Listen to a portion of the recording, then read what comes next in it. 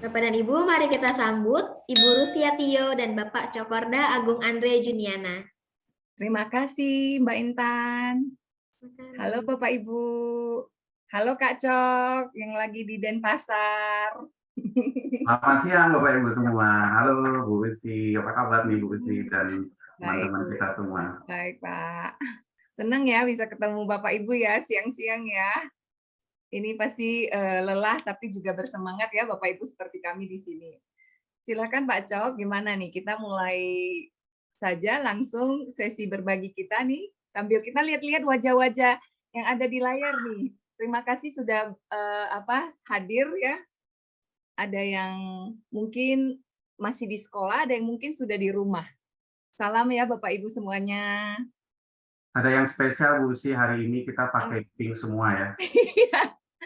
Iya nih, edisi Pinky nih Bapak Ibu. Nanti juga PPT-nya pink-pink ya. Oke, silakan Pak Cok. Baik, Bu Uci, saya akan mulai ya. Bapak Ibu semuanya siang ini ya. Ya. Bapak Ibu, saya izin untuk mulai share screen pada kesempatan kita pada sore hari, siang hari ini. Ya, sekali lagi Bapak Ibu, saya ucapkan selamat datang di Minggu Belajar bersama Mentari Teachers Academy. Saya, Pak Cok, dan juga nanti rekan saya, Bu Uci, akan membersamai Bapak Ibu dalam proses merancang alur proyek penguatan P3.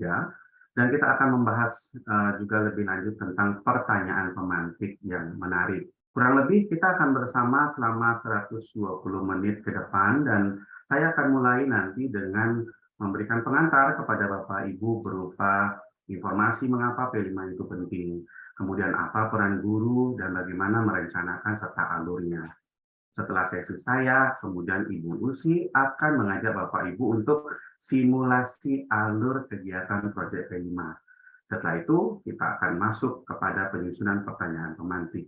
Dalam sesi ini akan ada 2 kali sesi pertanyaan, seperti yang Mbak Intan sudah sampaikan. Bapak Ibu jika ingin bertanya, silakan gunakan fitur kolom chat. Sebelum memulai, tadi kami sudah diperkenalkan ya oleh Mbak Intan, dan pada saat ini kita ingin kenalan lebih jauh dengan Bapak Ibu dengan melakukan refleksi awal.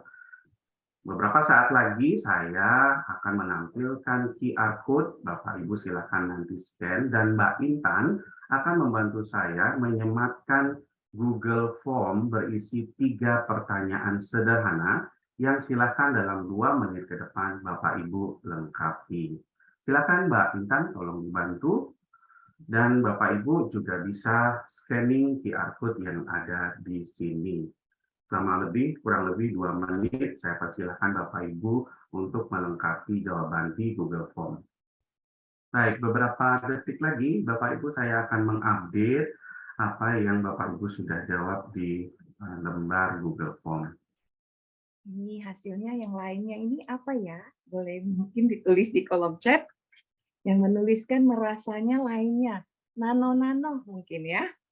Boleh ditulis di kolom chat. Selain terkejut, bingung, ragu-ragu, optimis, mungkin Bapak Ibu boleh tulis di kolom chat.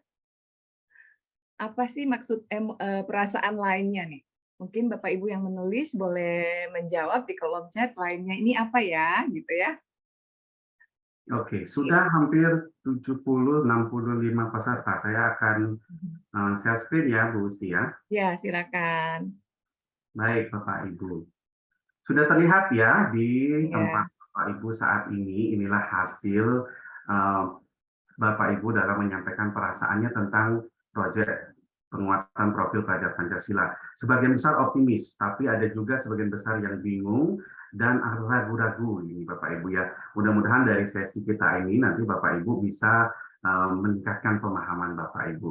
Untuk berikutnya ada beberapa topik Bapak Ibu yang akan kita bicarakan lebih lanjut nanti.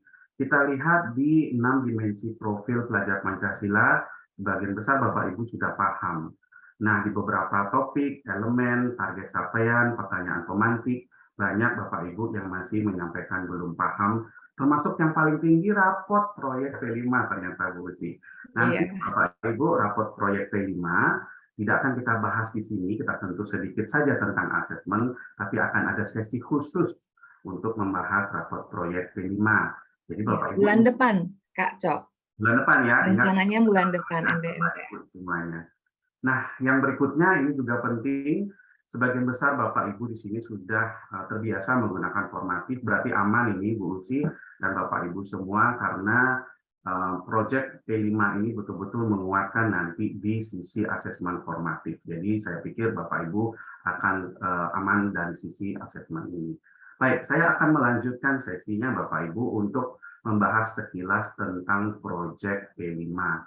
Untuk ini saya akan mengajak Bapak Ibu juga berpartisipasi untuk menonton video singkat sekitar 2,5 menit. Saat Bapak Ibu menonton video ini, mohon dibayangkan Bapak Ibu, lingkungan rumah atau lingkungan sekolah seperti apa yang bisa menumbuhkan sosok seperti tokoh di video ini yang dapat menciptakan karya inovatif dan bermanfaat bagi orang lain. Silakan disampaikan di kolom chat nanti. Kidnap one commander, we've got a tasking for you. Quick reference, November Yankee 257061. 10-year-old girl, fallen from the cliffs with serious leg injuries. Over. Thank you, Jetman 1 is mobile to grid. Copy the injuries. We should be airborne in 2 minutes, over.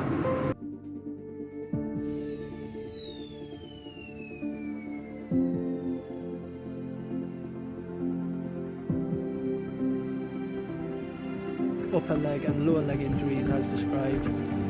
Mount Rescue Team will deploy smoke.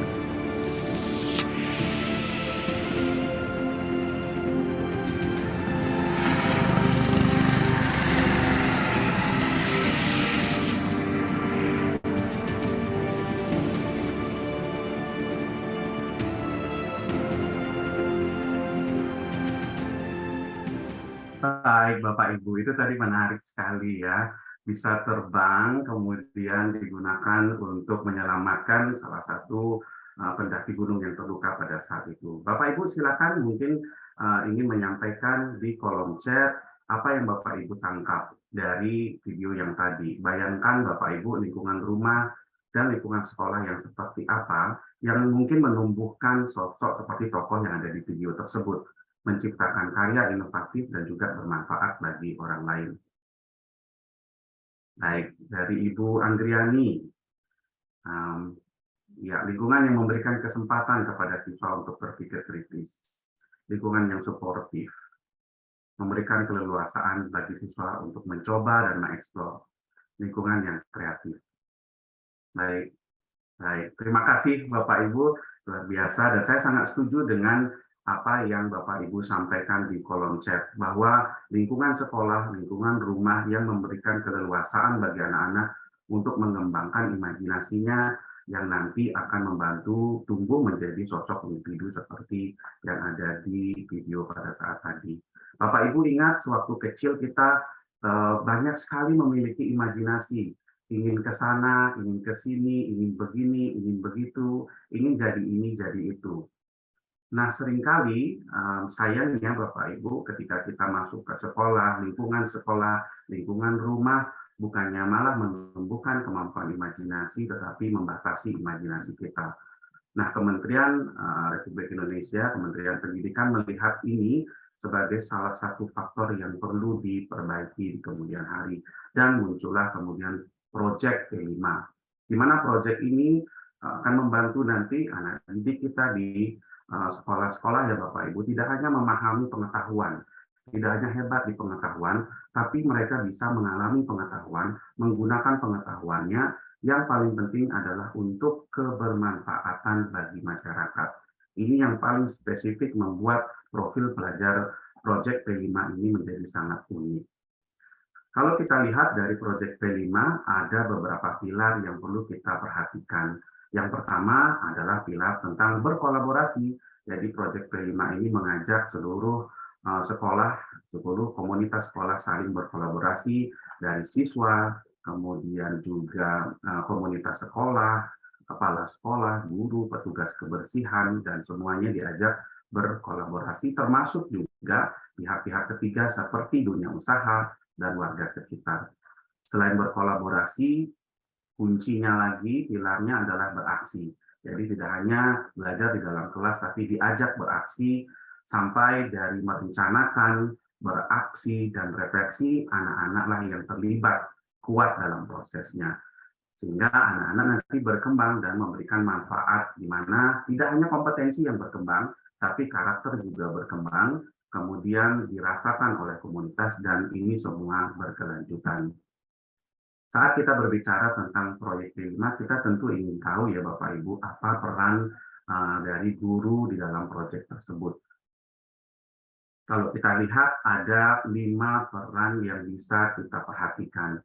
Dari sisi merancang, di mana Bapak Ibu nanti akan menentukan dimensinya, target capaian, sampai dengan jadwal dan asesmen. Ini kita sebut pra-project. Dalam peran Bapak Ibu memfasilitasi akan memastikan kegiatan proyek sesuai dengan kebutuhan siswa. Kemudian Bapak Ibu juga berperan dalam membimbing, memberikan masukan dan arahan saat terjadinya pelaksanaan aksi nyata. Bapak Ibu juga diminta untuk memandu kelancaran aktivitas diskusi dan refleksi. Dan yang tidak kalah pentingnya mengamati. Dalam setiap kegiatan proyek tersebut, Bapak Ibu nanti membawa bisa mengobservasi tindak atau perilaku peserta didik mana yang muncul sesuai target capaian. Kurang ada 5 pilih Bapak Ibu dalam proyek yang mungkin kalau kita lihat sedikit ya dari kita ketika mengajar di dalam kelas. Nah, dalam proses pengembangan P5 ada komponen-komponen kunci yang tentu kita perlu pahami bersama. Salah satunya adalah tema dan topik beserta dimensi P3. Seringkali kita saat bertanya, yang mana ya duluan? Siapkan temanya duluan dan topiknya, atau dimensi P3-nya dulu. Menurut panduan dari kementerian, yang perlu kita siapkan pertama kali adalah dimensi P3, kemudian baru menyiapkan tema dan topiknya. Dan kita bisa melihat dimensi P3, kita bisa melihat dari lingkungan atau kondisi sekolah. Mana yang kegiatan-kegiatan mana yang perlu ditingkatkan dari 6 dimensi profil pelajar Pancasila. Bapak Ibu juga bisa melihat di rapor pendidikan, karena di sana juga ada data-data yang mendukung. Ini keterkaitan di antara kedua komponen. Tapi komponen kunci P5 ada lebih dari 2. Luar biasa ya Bapak Ibu, ada banyak sekali komponen kuncinya. Saat ini saya ingin mengundang Bapak Ibu untuk mencoba mengurutkan ya tahapan-tahapan dari proyek ini. Kita lihat tadi dimensi P3 adalah sesuatu yang kita perlu siapkan dulu, kemudian memilih tema dari 7 tema yang ditawarkan, membuat topik proyek. Bapak Ibu, saya yakin Bapak Ibu juga sudah mulai memikirkan tema dan topik proyek. Mari kita lihat bersama-sama. Jadi, Bapak Ibu, setelah tema dan proyek, ada elemen yang perlu disiapkan, sub-elemen, target, capaian, indikator kemampuan, baru kemudian kita memikirkan nanti kegiatan proyeknya sambil membuat asesmen dan mempersiapkan rapor untuk proyek P5. Jadi Bapak Ibu, inilah yang kurang lebih langkah-langkah Bapak Ibu perlu persiapkan, 9 langkahnya. Yang cukup penting di kegiatan proyek Bapak Ibu, kita lihat di kegiatan proyek ada jurnal dan portofolio. Jurnal adalah untuk Bapak Ibu pegang untuk mencatat ketika proses observasi, kegiatan-kegiatan berlangsung, di sanalah Bapak Ibu mencatat mana observasi yang Bapak Ibu akan catat di sana, mana yang sudah dicapai, mana yang belum. Sedangkan portofolio itu digunakan oleh siswa untuk mengumpulkan hasil karya mereka dari hari pertama sampai dengan hari terakhir. Nah, mungkin ada sering pertanyaan, gimana cara kita melihat elemen, sub-elemen, dan target capaian? Bapak Ibu tidak perlu khawatir karena Beskap sudah membuatkan kita dokumen lengkapnya. Bapak Ibu tinggal mencarinya di website Beskap atau nanti kita bisa share untuk Bapak Ibu. Saya akan tampilkan cara membacanya. Contoh, kita ambil dimensi bergotong royong. Maka Bapak Ibu pilih dulu. Bapak Ibu akan melihat elemen apa yang Bapak Ibu pilih dari gotong kolaborasi. Baru melihat sub-elemen apa yang ingin dipilih. Ini juga ada beberapa sub-elemennya. Anggap kita memilih kerjasama. Nah, sampai di sini Bapak Ibu silakan melihat di mana fase anak didik Bapak Ibu. Kalau contohnya kita anggap anak itu dalam proses observasi melihat ini ada, maka anak-anak sudah berkembang sesuai harapan. Ibu Usi nanti akan menjelaskan lebih lanjut. Nah, ini langkahnya tadi setelah memahami sampai dari 1 sampai nomor 6, saat ini kita baru membuat kegiatan proyek. Alurnya seperti apa. Dan saat ini Ibu Usi akan mengajak Bapak Ibu untuk bersimulasi membuat kegiatan proyeknya. Silakan Ibu Usi. Terima kasih Pak Cok. Berikan tepuk tangan untuk Pak Cok dan Bapak Ibu juga semua yang sudah meramaikan kolom obrolan ya. Jadi kita benar-benar merasakan juga Bapak Ibu kebersamaan belajar ini ya. Baik, saya akan melanjutkan membahas tentang simulasi. Jadi kalau Bapak Ibu kita yakin bahwa P5 ini sesungguhnya kesempatan bagi kita untuk menyiapkan anak-anak kita supaya mereka nantinya bisa menjadi generasi emas ya, punya kompetensi abad 21 seperti yang tadi diulas Kak Cok yang Bapak Ibu tulis di kolom chat ya, kreatif, pemecah masalah, kemudian juga berpikir kritis, bisa menalar. Disitulah memang kita semua bersama-sama ya belajar bagaimana P5 ini bisa kita wujudkan. Tentu saja akan berbeda ya. Tadi kata Kak Cok berkolaborasi, guru-gurunya harus berkolaborasi. Dulu mungkin hanya kalau yang SMP dulu hanya fokus kepada mapel sendiri. Sekarang juga harus bisa ya bekerja sama dengan guru mapel lainnya dalam menyiapkan P5 ini. Nah, Bapak Ibu, saya akan langsung berbagi layar. Saya akan masuk ke simulasi, tapi sebelum ini saya akan menjelaskan sedikit beberapa alur yang kita bisa lihat di kurikulum Merdeka ya Bapak Ibu. Dan kami akan memilih salah satu alur, dan yang saya simulasikan ini saya mencoba untuk bisa dipahami oleh, mungkin di sini ada guru TK, ada guru SD, ada SMP juga saya dengar sebagian kecil ya, SMA. Jadi mudah-mudahan dari apa yang kami paparkan ini bisa di ATM Bapak Ibu ya. Prinsipnya sesungguhnya apa sih gitu ya. Nah, ada 3 contoh alur ya. Yang pertama ini dengan menggunakan pengenalan, kontekstualisasi, aksi, refleksi, tindak lanjut. Kemudian yang kedua ada 2 bagian merumuskan tujuan tindak lanjut. Jadi selalu ada tindak lanjut. Seperti kata Kak Cok, proyek ini nggak selesai. So what setelah anak-anak belajar gitu ya. Mereka juga dikuatkan bagaimana sih ini tindak lanjutnya kepada komunitas ataupun kehidupan sehari-hari. Nah, kalau yang kedua ini dengan mengamati, mendefinisikan, menggagas, memilih, dan merefleksikan. Yang ketiga, menemukan, membayangkan, melakukan, dan bagikan. Nah, ini yang kami pilih ya untuk simulasi siang ini. Bapak Ibu bisa melihat ya bahwa anak-anak sebetulnya itu seperti yang selama ini ya kita pernah juga pahami ya, anak-anak diminta mengamati gitu ya, lalu kemudian timbul pertanyaan, dan di sini ada kata yang mungkin agak berbeda dengan selama ini. Ajak anak-anak membayangkan.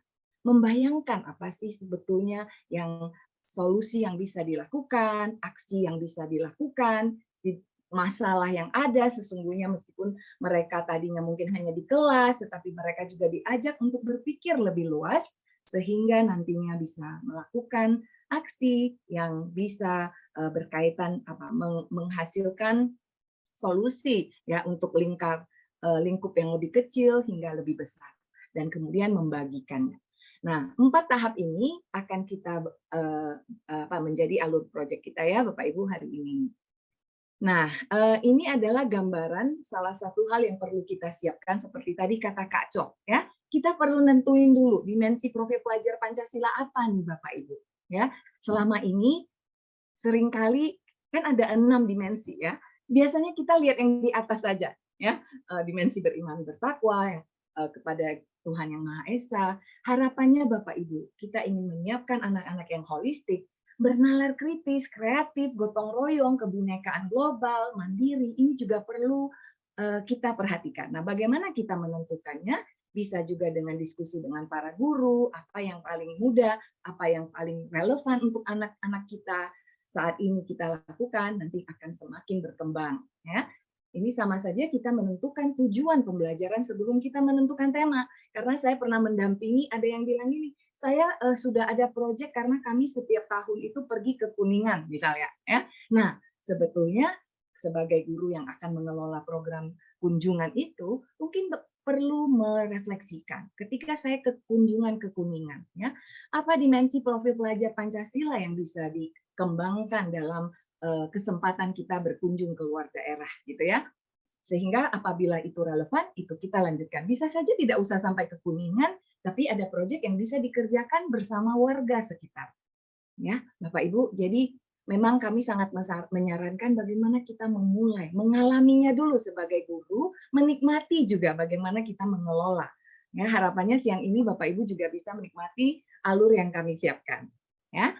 Nah, kami kebetulan mengambil yang tengah-tengah, Bapak Ibu SD kelas 5-6, harapannya untuk yang di atas ataupun yang di bawah bisa melihat prinsipnya, dan nanti di bagian akhir kami mengundang Bapak Ibu untuk membagikan ide apa yang bisa kami tiru dan modifikasi. Jadi kita saling memperkuat ya Bapak Ibu hasil refleksi kita. Nah, kita tidak perlu juga banyak-banyak dimensinya, Bapak Ibu, kita bisa mulai dari 2 dimensi seperti yang juga disampaikan oleh narasumber dari Kemendikbud, ya, kita bisa fokus dengan 2 dimensi. Nah, yang kita ambil adalah beriman bertakwa kepada Tuhan Yang Maha Esa dan berakhlak mulia, khususnya adalah akhlak kepada alam dan kemudian bergotong royong, Bapak Ibu. Ya. Nah, di sini kita memang mencatat juga. Jadi kita sudah membayangkan di dalam kegiatan mana. Ini kami kerjakan agak terakhir ya Bapak Ibu, setelah kita pelajari kegiatan-kegiatan ini, mana saja sih yang sebetulnya bisa digunakan untuk melakukan assessment formatif sepanjang acara, sepanjang proyek. Karena seperti tadi kata Kak Cok, kita nggak akan sibuk mengajar, tetapi kita juga harus sibuk untuk mengamati. Ya, karena Bapak Ibu mungkin tadinya kita mengajarkan anak memasak, selesai memasak kita nikmati bersama-sama. Tapi pada proses ketika mereka menyiapkan bahan, mereka melakukan kegiatan memasak misalnya ya, lalu kemudian mereka selesai memasak, itu kan sebetulnya ada proses yang bisa diamati sehingga kita bisa menguatkan anak-anak. Jadi dimensi dan subelemen ini harus dipahami anak-anak. Kenapa sih kita belajar ini? Jadi ini antara lain yang Bapak Ibu kita perlu sampaikan kepada anak-anak, tentu dengan bahasa yang mampu dipahami mereka, ya kita gunakan kata-kata kuncinya sehingga mereka paham apa sih tujuan dari P5 ini. Ya. Nah, Bapak Ibu bisa melihat ini ringkasan ya dari tujuan yang alur dan target capaian proyek kita siang ini. Kita memilih gaya hidup berkelanjutan. Ya, kemudian topiknya adalah alam kita, rumah kita semua. Bapak Ibu bisa melihat ya ini adalah alur singkat yang nanti mungkin Bapak Ibu juga bisa ATM. Kami menggunakan menanggapi ya, lalu kemudian saya membagikan apa yang saya lakukan dan saya pahami. Nah, Bapak Ibu bisa melihat di tahap pahami ini mulai dari orientasi ya, kemudian hingga refleksi mereka sendiri, dan di dalamnya juga bisa ada assessment formatif. Pertanyaan esensial di tahap pahami adalah sesungguhnya apa sih masalah yang terjadi, apa penyebabnya, apa dampaknya jika itu terus terjadi, dan apa saja alternatif solusinya. Disitulah kemudian setelah mereka mendapatkan pemahaman itu, mereka mulai memilih apa aksi yang bisa kita lakukan, lalu kita juga mengamati bagaimana persiapan aksinya, lalu melaksanakan, dan dari situ refleksi. Di akhir refleksi itu mereka akan menemukan bagaimana cara saya menindaklanjutin pembelajaran saya atau bersama-sama teman saya, bagaimana juga saya membagikan pemahaman saya supaya semakin banyak orang yang bisa mendapatkan pembelajaran seperti yang kita dapatkan. Bapak Ibu bisa melihat dengan alur proyek seperti ini, ya di dalamnya sudah terkandung kompetensi abad 21. Ya, mereka harus bisa berkolaborasi, berkomunikasi, ya, bernalar kritis, nanti ada proses mereka mengajukan pertanyaan, itu adalah salah satu indikator untuk membangun keterampilan berpikir kritis. Lalu juga menghasilkan karya, kreativitas di situ, pemecah masalah di situ. Oke, di tahap tanggapi pada dasarnya pertanyaan esensialnya adalah bagaimana kita bisa bekerja sama untuk mengatasi masalah yang ada. Dan yang di tahap bagikan adalah bagaimana kita bisa menindaklanjutin hasil pembelajaran kita dalam kehidupan sehari-hari. Hal-hal yang perlu kita siapkan sebelum kita memulai proyek P5 kita. Harapannya adalah Bapak Ibu, kita juga sebagai sekolah mensosialisasikan apa sih yang ada di dalam P5. Dan ada beberapa keterampilan yang sudah perlu kita siapkan. Yang pertama, kita membiasakan anak-anak berdiskusi secara efektif. Caranya bagaimana? Oh, di dalam diskusi itu ada pembagian peran ya. Ini ada yang hilang nih, ketua diskusi ini ketutup gitu. Ya, jadi ada ketua, satu adalah ketua diskusi yang memimpin diskusi sesuai dengan tujuan, memastikan teman-temannya berbicara. Nah, ini hal-hal seperti ini perlu dikenalkan kepada anak-anak kita, ya. Dan bisa dari usia kecil Bapak Ibu, ya, bahwa ada gantian berbicara, nanti mereka juga belajar yang namanya mendengarkan, bergantian berbicara, ada yang menulis, memperhatikan waktu, karena pada dasarnya ini akan membantu efektivitas kelancaran proses kita, ya, proses mereka dalam mengerjakan proyek ini, ya. Mungkin idealnya adalah 4-5 orang, kemudian kita juga udah punya sistem pencatatan terhadap hasil amatan kita. Nanti kita kasih contohnya Bapak Ibu sebagai gambaran saja. Melatih kemampuan bertanya dengan mengenalkan kata kunci, dan yang jelas Bapak Ibu, ya, kita bisa mulai memantik pertanyaan-pertanyaan, kita memodelkan pertanyaan-pertanyaan terbuka. Nanti di bagian akhir kita juga akan belajar pertanyaan pemantik, ya, yang mendorong berpikir tingkat tinggi. Jika gurunya sudah memodelkan, sudah memberikan kesempatan itu, lama-lama anak kita akan terbiasa, ya. Kalau saya ingat dulu kan kita ditanya guru kan jawabnya cepat-cepat ya, yang ada di buku ya, pertanyaan tertutup ya. Siapa yang lebih cepat menjawab adalah pertanyaan itu yang benar, bagus gitu ya. Padahal terlalu cepat. Oke, saya diingatkan berbicara dengan lebih pelan. Oke ya Bapak Ibu ya. Nah, jadi ini ada beberapa hal yang terima kasih untuk reminder-nya. Jadi kita bisa memperhatikan beberapa hal yang harus juga kita siapkan sebagai pendukung keterampilan untuk mengerjakan proyeknya. Ya. Berikutnya adalah tentang membimbing anak tentang apa sih tujuan P5, ya, dan juga kesepakatan dalam melaksanakannya nantinya. Ya, do and don'ts gitu ya. Kalau kita biasanya guru-guru pasti sudah pernah juga ya membuat kesepakatan yang bisa didasari oleh keyakinan bagaimana kita menciptakan proses belajar yang aman dan nyaman dan bermakna. Oke. Sampai di sini Bapak Ibu, ya, ini hal-hal yang perlu dikunci sebelum kita melaksanakan proyek P5 ini. Lalu Bapak Ibu membuat tabel lini masa ya. Jadi kalau kita sudah ada P5, tabel lini masa ini bisa kita buat di papan tulis ya, terlihat 13 hari nih kita ngerjain proyek nih. Ini apa aja nih yang kita 3 hari ini akan ngapain saja. Ini juga perlu Bapak Ibu kita tampilkan sehingga terlihat oleh anak-anak ya. Lalu juga terbiasa untuk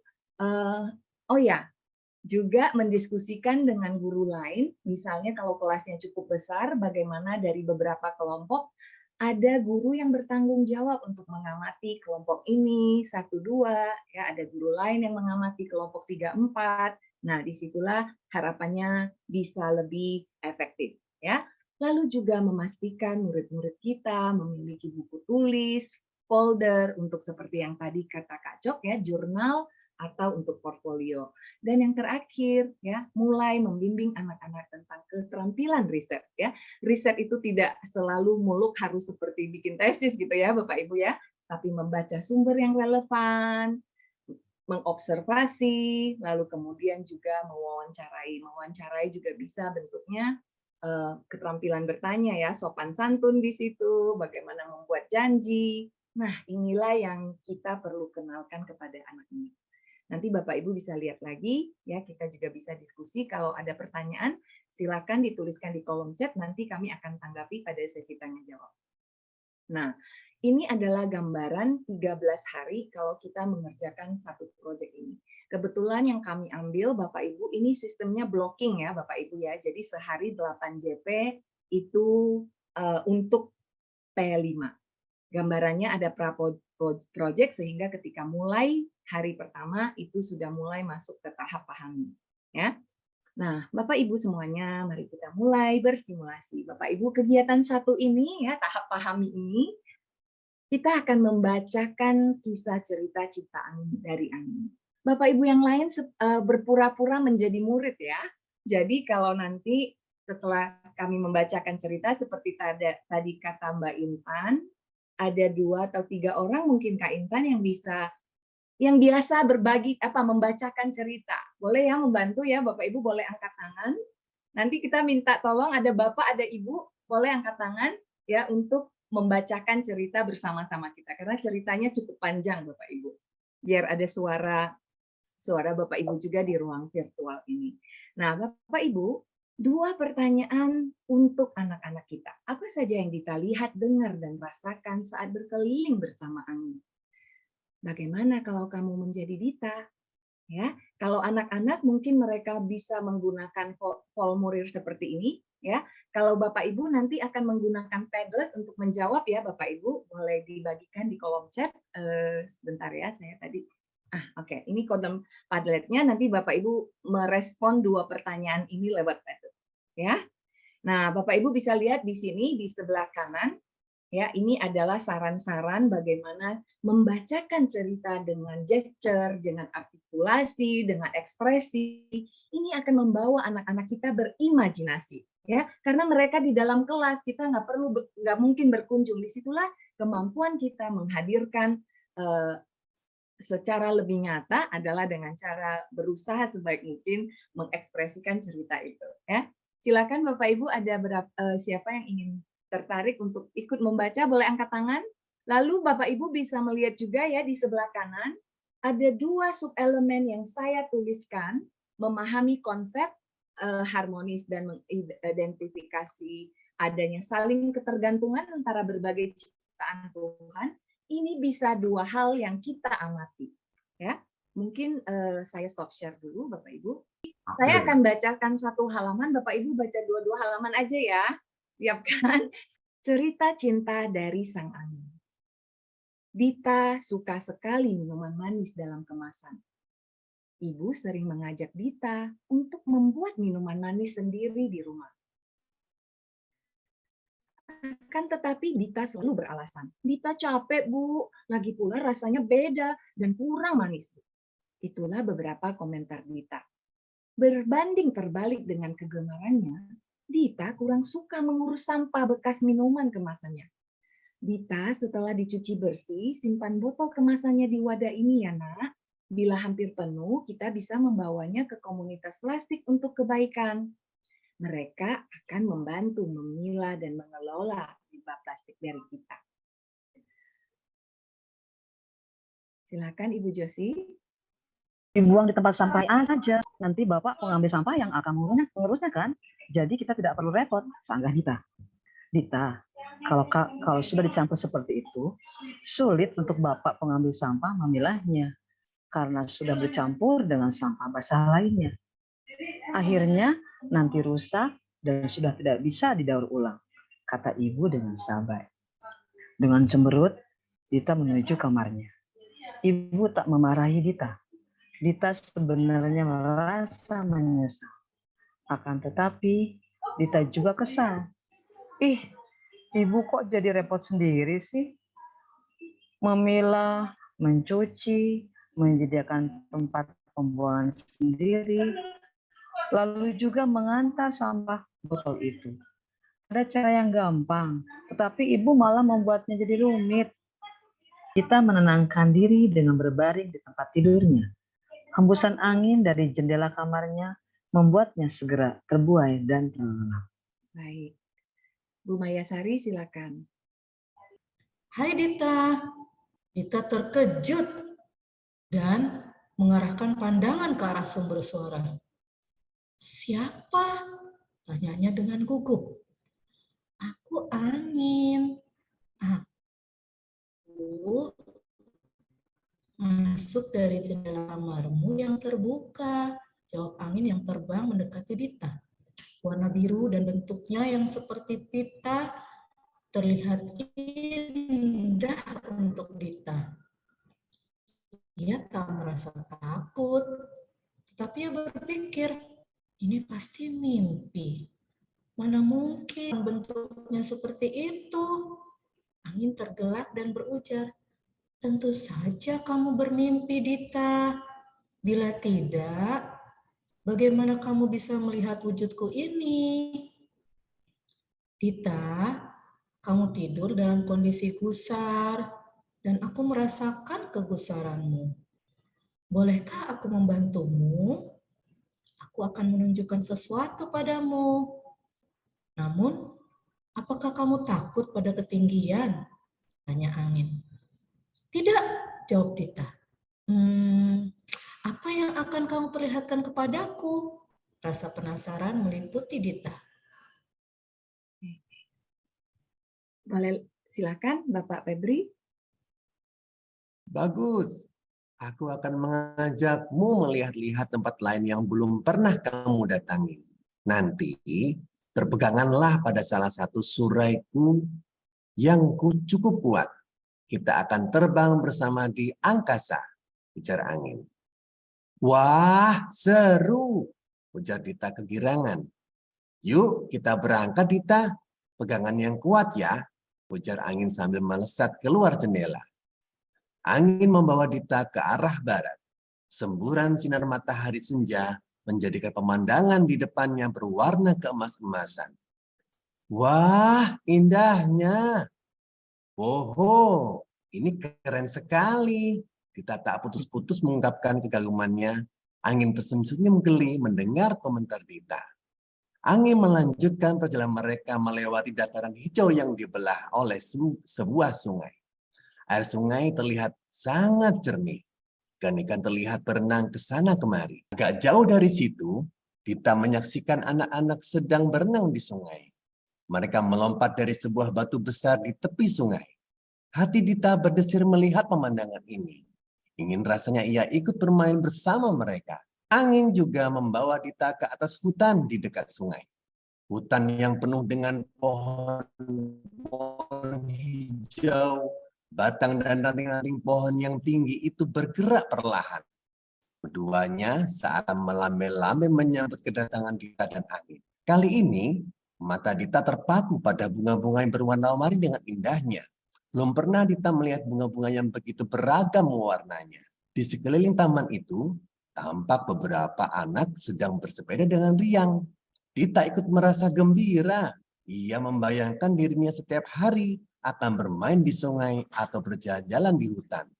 Angin lalu berkata, sekarang kencangkan peganganmu.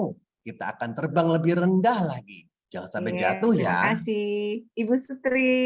Terima kasih Pak Febri. Angin lalu menukik ke bawah dan membawa Dita pada pemandangan rumah-rumah penduduk di daerah tersebut. Rumah mereka tampak rapi dengan halaman kecil. Atap rumah mereka berkilau-kilau tersapu sinar matahari pagi itu. Tercium juga wangi harum masakan yang dibuat oleh para ibu yang tinggal di rumah-rumah tersebut. Dita sempat merasa lapar. Namun, tiba-tiba pandangannya mengarah kepada orang-orang yang sedang berkebun di halaman rumahnya. Ada yang menanam bayam, sawi, dan ubi jalar. Terlihat beberapa orang sedang mencangkul dan menggemburkan tanah di halaman rumahnya. Ia juga melihat ada beberapa kotak tertutup di belakang setiap rumah. Dita penasaran. Tiba-tiba terdengar suara angin. Dita, apakah kamu sudah puas melihat-lihat? Agak terkejut, Dita menjawab. Sebenarnya aku masih ingin jalan-jalan lagi, tapi aku lapar. Aku mau pulang saja, angin. Baik, mari kita pulang. Kapan-kapan kita bisa jalan-jalan lagi, Dita. Jawab angin serasa menambah kecepatan terbangnya. Tiba-tiba Dita terbangun dari mimpinya. Hatinya sangat tergugah. Ia langsung turun dari tempat tidurnya dan berlari menuju dapur. Ibu, panggilnya. Ibu yang masih mencuci botol-botol plastik menoleh. Biar aku yang cuci, Bu. Nanti antarkan aku ke komunitas plastik untuk kebaikan ya, Bu. Pintanya. Terima kasih, Ibu Kusma. Mulai hari ini, Aku akan mengurangi minum minuman dalam kemasan supaya dapat mengurangi sampah plastik, Bu. Aku juga akan memilah sampah plastik supaya dapat digunakan kembali. Ibu merasa heran, namun ia mengangguk sambil tersenyum melihat kelakuan Dita. Ibu melangkah menuju taman kecilnya dengan membawa bibit tomat. Dita melihat bibit di tangan ibu dan berseru, "Bu, aku bantu tanam bibit tomatnya ya."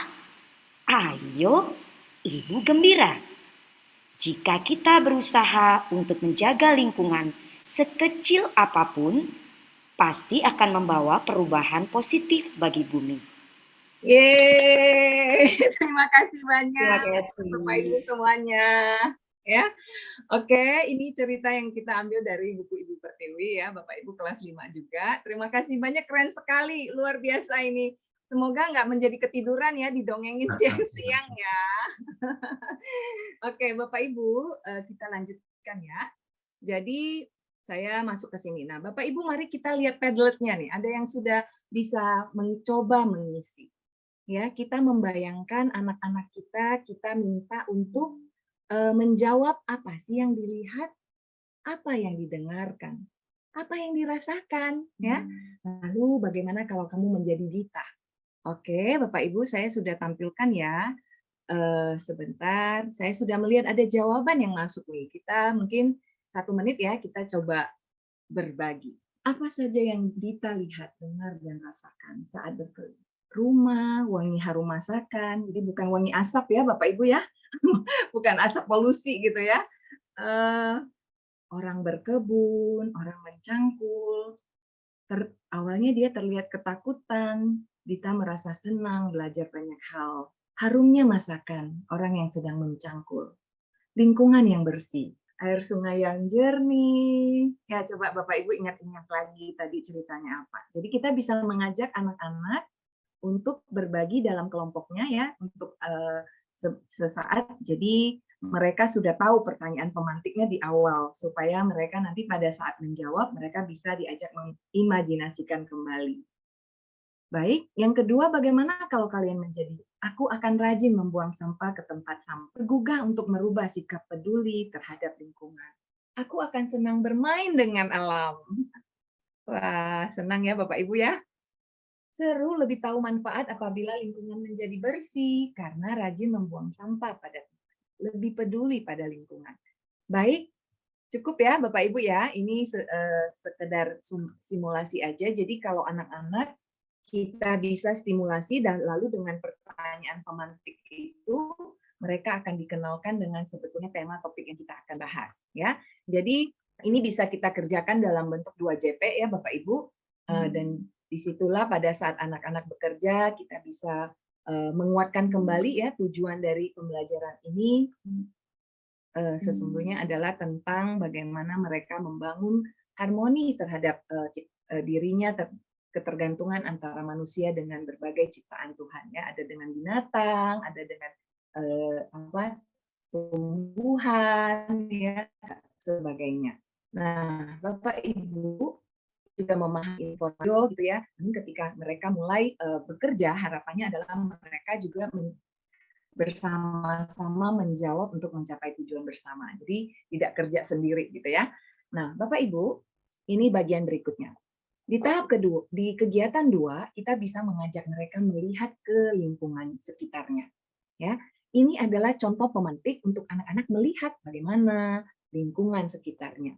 Karena ini di sekolah, jadi kesannya siang hari gitu ya. Jadi yang item langit yang bertaburan bintang itu bisa menjadi tugas bagi anak-anak saat pulang ke rumah untuk mengamati juga bagaimana lingkungan rumahnya.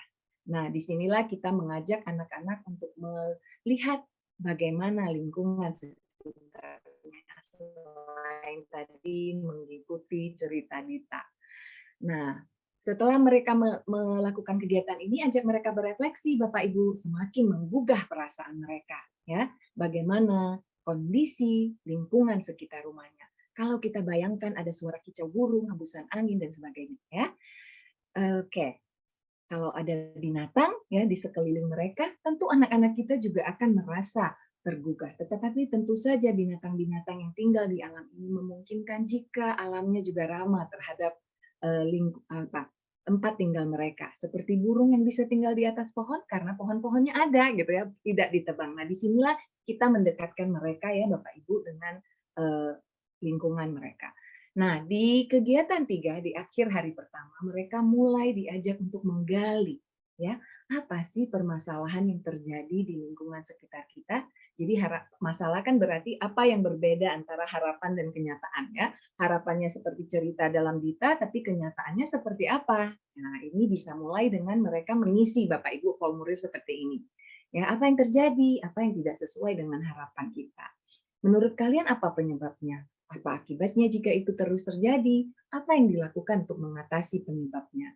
Ini mengajak mereka menggali permasalahan dan mulai memikirkan solusi. Nah, setelah selesai proses ini juga bisa dikuatkan dengan apa sih metakognitif gitu ya. Apa yang kamu pikirkan? Mungkin mereka juga ada pikiran-pikiran lain dari apa yang tadi ditanyakan, soal penyebab ya, soal dampaknya. Mungkin mereka juga ada hal lain yang mereka pikirkan Bapak Ibu ya. Kita tidak mematok itu bahwa mereka hanya menjawab sesuai dengan harapan kita ya tentang sebab, penyebab, solusi, tapi bisa saja Bapak Ibu ada hal lain yang mereka pikirkan. Disitulah kita memberi ruang mereka untuk menggali lebih lanjut dan bagaimana mendapatkan informasi tersebut ya. Nah, setelah itu di tahap hari ketiga Bapak Ibu ya, di hari kedua Bapak Ibu ya, mereka diajak untuk mengolah informasi. Nah, mengolah informasi di sini juga ada target capaian ya. Ini kan kalau kita bicara kerjasama ya, anak-anak mungkin apa sih? Oh, menunjukkan harapan positif kepada orang lain dalam rangka mencapai tujuan kelompok. Berarti dia juga menunjukkan sikap yang terbuka dengan temannya, merespon. Ini adalah salah satu penguat juga dalam proses bekerja sama itu. Lalu ketika mereka menjawab, sesungguhnya mereka menanggapi lingkungan mereka ya dengan peran-peran sosial mereka. Berikutnya, ya ini semuanya saya ambil dari Kurma ya Bapak Ibu ya. Lalu juga bagaimana saat mereka nanti oleh teman sebayanya berkaitan dengan presentasi. Meskipun ini bukan dimensi yang akan dinilai, tetapi harapannya kita juga menguatkan kompetensi komunikasi mereka. Jadi kita memberikan lembar penilaian saat mereka menyiapkan presentasi ini. Ya. Lalu kemudian hari ketiga mereka mulai presentasi. Ya, Bapak Ibu bisa melihat bagaimana disinilah peran guru menilai melakukan penilaian formatif, muridnya mulai melakukan penilaian diri, penilaian teman sebaya, ya, dan juga refleksi. Nah, Bapak Ibu, berikutnya saya akan masuk ke tahap tanggapi. Ya, tahap tanggapi ini pertanyaan pemantiknya adalah apa aksi nyata yang akan dipilih untuk menanggapi penyebab masalah yang ada. Perubahan apa yang diharapkan, langkah-langkah apa yang akan dilakukan, berapa waktu yang dibutuhkan, bagaimana kalian memastikan aksi tersebut berjalan. Jadi kita bisa memberikan form seperti ini ya Bapak Ibu, mereka mendiskusikan apa sih aksi yang akan kami pilih, karena dari diskusi-diskusi sebelumnya mereka kan menemukan ya solusi-solusi entah memilih sampah, entah mungkin juga yang lainnya. Nah, disitulah kita akan mengajak mereka untuk melakukan aksinya. Bapak Ibu sepertinya ada satu slide yang terlewat yaitu mengumpulkan informasi dengan menggunakan narasumber. Sebentar ya. Jadi kalau kita melihat mereka kan sempat mengumpulkan pertanyaan ya Bapak Ibu ya. Nah, selain mereka diajak untuk mencari informasi, kita belajar riset sederhana ya, mereka bisa mewawancarai kakak kelas, guru dia yang lain gitu ya, masyarakat sekitar. Nah, guru juga bisa mengelola ada narasumber yang duduk bersama anak-anak. Disitulah narasumber ini bisa menjawab apa pertanyaan yang anak-anak tulis di sesi sebelumnya, sesi diskusi mereka dalam kelompok, sesi refleksi.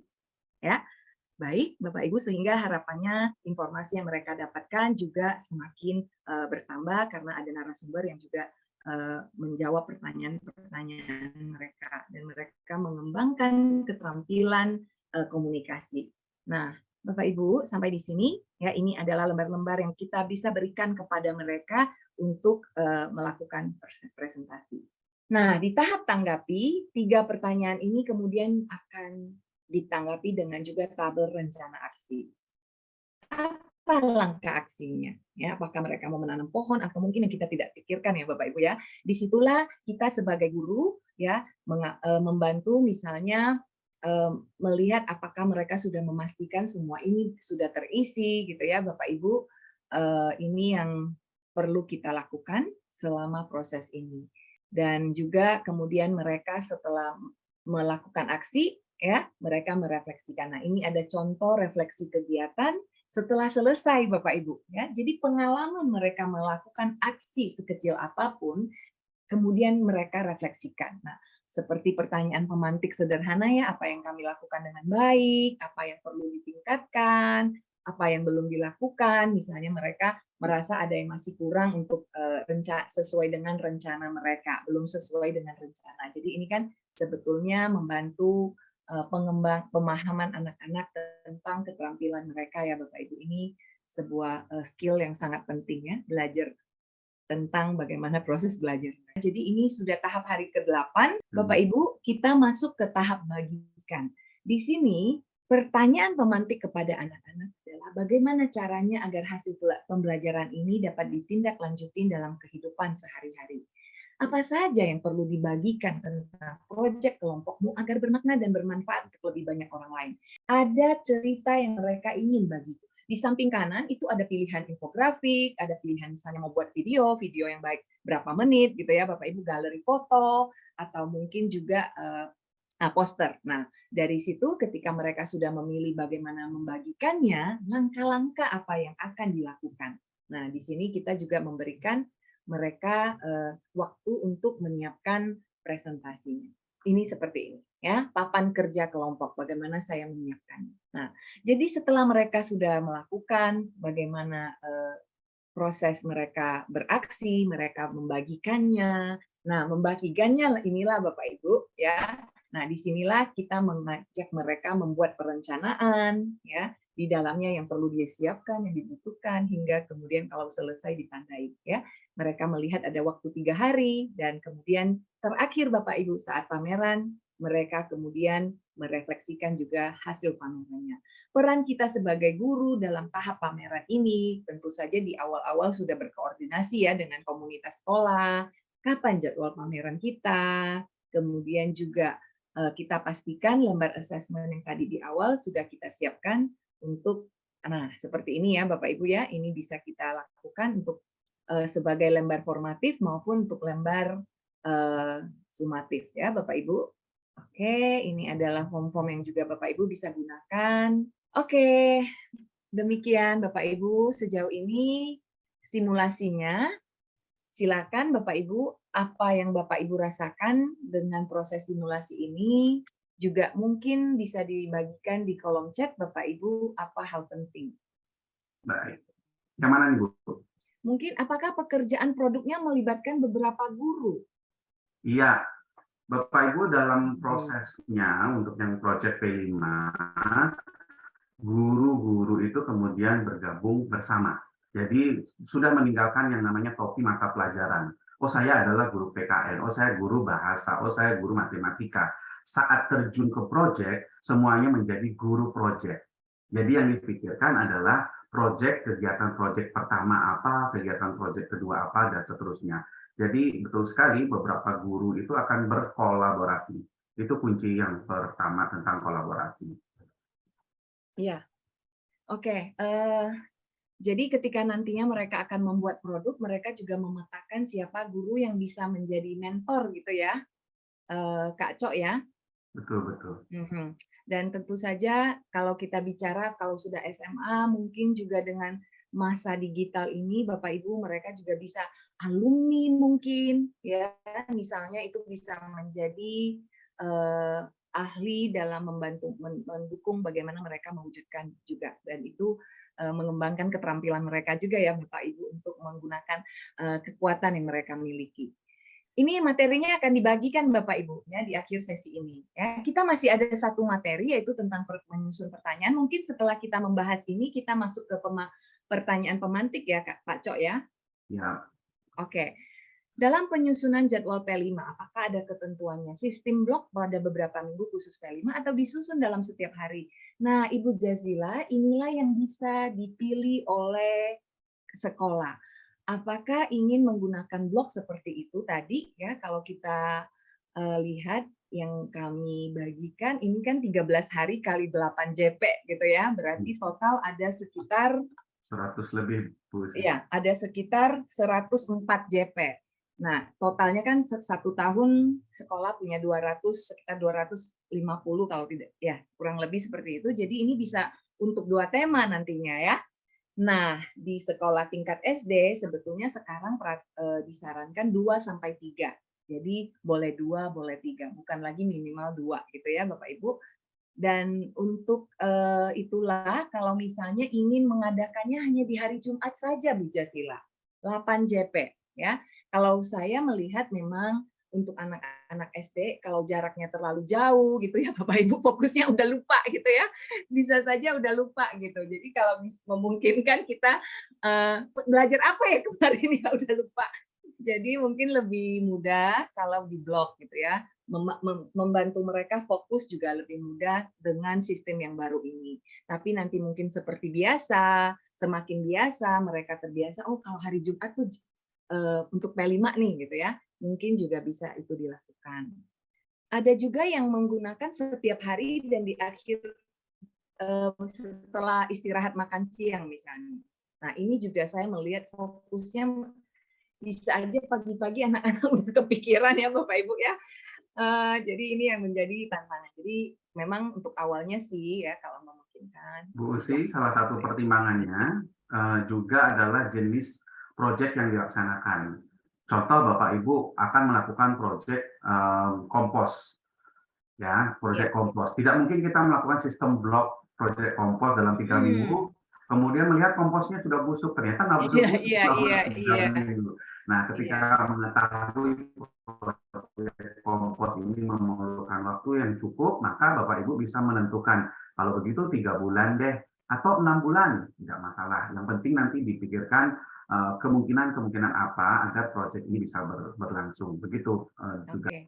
Kak Cok, ini ada yang menanyakan Ibu Dede Yulia soal PAUD, bisa dijawab Pak langsung? Soal khusus level TK, bagian dari tahapan mana bisa kita tiru dari contoh tadi dan penilaiannya. Silakan Kak Cok. Jadi khusus untuk level TK atau PAUD, bagian dari tahapan-tahapan mana yang bisa kita tiru dari contoh tadi. Untuk penilaiannya menggunakan kriteria apa ya yang belum berkembang. Baik, kalau untuk TK, Bapak Ibu memang dia spesifik sekali. Dia berbeda dengan proyek yang ada di Dikdasmen SD, SMP, dan SMA. Untuk TK itu lebih kepada diajak anak-anaknya perayaan-perayaan hari keagamaan, contohnya perayaan-perayaan hari nasional bisa jadi dilakukan itu. Dalam proses pembelajarannya, proyek ini digabung dalam proses pembelajaran sehari-hari dari anak-anak tersebut. Kalau di TK kan catatan anekdot, ya catatan tingkah laku itu sudah menjadi hal yang umum. Jadi Ibu bisa melakukan hal yang sama, tinggal nanti ada 4 tema saja yang berbeda ya Bu Sia. Nanti di sesi berikutnya akan disampaikan 4 tema apa yang ingin diangkat di TK dan 7 tema apa yang diangkat di SD, SMP, dan SMA. Jadi spesifik Bapak Ibu untuk yang di TK seperti tadi bergabung langsung dengan pembelajaran sehari-hari. Oke. Nah, ini ada beberapa pertanyaan nih ya Bapak Ibu. Ya, yang pertama soal waktu nih Bapak Ibu. Jadi kalau Bapak Ibu melihat keseluruhan kurikulum Merdeka, salah satu perubahan yang sangat mendasar adalah tentang materi yang lebih sederhana ya. Tidak sepadat waktu kurikulum 2013. Kenapa Bapak Ibu? Karena disortir yang perlu dipelajari adalah materi-materi esensial. Beda dengan kurikulum 2013 yang KD-nya banyak sekali Bapak Ibu ya. Sampai juga ditentukan belajar ini materinya apa, belajar teks prosedurnya tentang apa gitu ya. Batik misalnya ya Bapak Ibu ya. Nah, Jadi kalau kita selaras dengan memulai mengubah bagaimana pemilihan capaian pembelajaran, tujuan pembelajaran, maka Bapak Ibu seharusnya kita punya waktu itu. Bahkan di dalam kurikulum pun kemudian dialokasikan berapa JP sih untuk mengerjakan proyek ini. Tadi seperti saya umumkan, ya Bapak Ibu, mungkin kita nanti kita akan bagikan linknya ya Bapak Ibu, semuanya ada di situ. Di situ dijelaskan bahwa guru-guru setiap mapel itu juga perlu memfasilitasi itu, bukan hanya wali kelas gitu ya. Jadi guru-guru setiap mapel itu tidak lagi misalnya 3 JP, kalau pelajaran sekarang 1 JP-nya untuk dalam 1 minggu 1 JP, berarti kalau 3 minggu berarti 3 JP, dia ikut memfasilitasi P5 ini. Ya, ini yang pertama. Sehingga kalau pertanyaannya, apakah harus diminta observasi? Nah, kembali lagi Pak Sudirman. Ini akan sangat menyesuaikan ke karakteristik sekolah, kekuatan sekolah. Ya, tadi dikatakan bahwa salah satunya adalah warga sekitar. Bisa saja itu adalah warga sekitar yang menjadi relasi sekolah. Misalnya ya, bisa juga ada yang namanya komunitas sekolah selama ini, petugas keamanan, ya, petugas kebersihan sekolah, atau orang tua murid, itu kan bisa menjadi sumber referensi gitu ya, Bapak, sebagai narasumber gitu Pak. Jadi masalah makan waktu gitu ya Pak ya, kita tadi lihat itu kan 13 hari ya, itu sudah ada dialokasikan dalam kurikulum juga Pak. Kalau tadi 104 jam itu memang sudah ada. Nah itulah perlu selaras ya Bapak Ibu, kalau kita bicara P5 mau nggak mau, kita mulai juga memahami bagaimana pemilihan capaian pembelajaran, tujuan pembelajaran yang lebih sederhana kita terapkan dalam mata pelajaran kita, sehingga waktu itu pun ada. Oke, Kak Cok, mungkin pertanyaan berikutnya, Kak Cok. Ya, mungkin tambahan saya dengan yang tadi, Pak Sudirman, betul, satu materinya esensial, dan sekarang saat ini di kurikulum ini tidak ada SKKD, yang ada hanya CP, capaian pembelajaran, di mana Pak Sudirman nanti dan tim bisa menentukan tujuan pembelajaran saya apa untuk mencapai ini. Itu yang pertama. Yang kedua, sekarang tidak lagi 1 tahun begitu. Sekarang sudah ditambahkan fase. Jadi CP, capaian pembelajaran itu bisa, kalau di SD ya, bisa dicapai dalam waktu 2 tahun. Jadi sudah esensial, materinya sedikit, waktu yang digunakan untuk mencapai juga panjang. Di SMP apalagi, 1 capaian pembelajaran dicapai dalam 3 tahun. Kelas 7, kelas 8, kelas 9. Nah, di sana kemudian peluangnya sengaja kemudian diberikan agar 70% sampai 80% itu intrakurikuler dan kemudian 20-30% anak-anak bebas keluar mencoba mengalami pengetahuan yang mereka sudah dapat. Mungkin itu tambahan dari saya. Sehingga mungkin ada kekhawatiran, tapi bentuk dari kurikulum Merdeka ini sudah di-setting sedemikian rupa. Nah, untuk yang fase D, ini Bu Rahayu, mungkin singkat saja. Untuk proyek, saat kita berbicara tentang proyek, kita seperti yang saya sampaikan tadi, sudah tidak lagi berbicara tentang mata pelajaran. Jadi betul-betul tentang dimensi apa yang mau dikembangkan. Target capaian yang tadi tidak ada hubungan dengan mata pelajaran. Contohnya kalau kerjasama yang ingin dicapai, pasti yang muncul adalah kemampuan anak dalam bekerjasama dalam kelompok, itu yang dicapai. Bisa dalam bentuk materi apa saja, mau bahasa, itu tergabung, itu kurang lebih. Iya, jadi nanti kita akan lihat ya Ibu Bapak ya, selain dimensi yang digunakan, lalu tema yang bisa dipilih. Kalau kita melihat tema-tema yang diberikan ya Bapak Ibu, ya suara demokrasi, hidup yang gaya hidup berkelanjutan, bangunlah jiwa raga, itulah pengetahuan tema-tema besar yang dibutuhkan anak-anak kita. Kalau Bapak Ibu sedikit saja saya menganalogikan dengan kurikulum luar yang dulu pernah saya pegang, ya ada temanya sharing the planet. Ya, anak-anak nantinya gurunya akan menurunkan ya apa saja sih pembelajaran yang mendorong anak-anak memahami bahwa kita hidup di dunia ini tuh harus memahami kita nggak sendirian loh. Kita saling ketergantungan loh. Perilaku kita berdampak kepada orang lain loh. Nah, di kurikulum Merdeka kita ada yang namanya ya kewirausahaan. Disitulah tema-tema besar yang menjadi payung, Ibu, ya, bukan lagi mata pelajaran. Terakhir satu pertanyaan sebelum pertanyaan pemantik, apakah harus dikerjakan di sekolah? Bu Josi, sebaiknya memang ya, tadi hanya salah satu contoh mereka mengerjakan itu di rumah, yaitu ketika harus mengamati lingkungan rumah. Ya, tetapi tentu saja kita mempertimbangkan Bu Josi, disitulah waktunya yang diberikan itu cukup gitu ya untuk mereka membahasnya, karena harapannya kan mereka berkolaborasi gitu ya. Kita juga memahami kondisi anak-anak kita jika mereka sudah di rumah. Kita berharap juga beban yang diberikan mungkin perlu direview saja, Bu. Jadi memastikan lebih banyak itu dikerjakan di rumah. Bebas, pokoknya bisa keluar kemana-mana ya Bu Si. Bisa wawancara, mau ke tetangga wawancara boleh Bu. Ke pemerintahan, kantor-kantor, silakan dipakai waktunya untuk wawancara. Dan itu termasuk di dalam JP, dalam proyeknya. Gitu Bu Josi. Bu Si, kita lanjut dulu. Nanti ada Bu juga yang mungkin kita lanjut ya Bapak Ibu. Kita masuk ke soal pemantik ini. Mudah-mudahan semakin menambah juga apa yang Bapak Ibu ingin tadi ya, survei di awal gitu ya Bapak Ibu soal pemantik. Nah Bapak Ibu, ini kita akan mulai dengan, boleh dibagikan nanti Padletnya ya di kolom chat. Nah Bapak Ibu, tadi secara sekilas kita melihat bahwa payung kita bukan lagi mata pelajaran tetapi tema ya.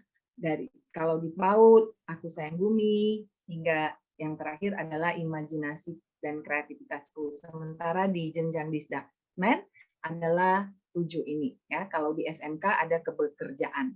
Ada peserta SMK ya. Kalau ada mohon maaf, tapi memang ini kebekerjaan adalah salah satu tema khusus hanya untuk SMK. Nah, Bapak Ibu, mari kita mencoba menggunakan berlatih untuk membuat pertanyaan pemantik. Setelah ini Bapak Ibu kita undang untuk membagikan di Padlet ya, ada 6 yang akan Bapak Ibu bisa coba. Misalnya seperti ini Bapak Ibu. Kita bagikan gambar ini kepada anak. Apa sih yang mungkin dialami orang ini? Ya, teman-temanmu atau orang di sekitarmu mengalami hal yang sama.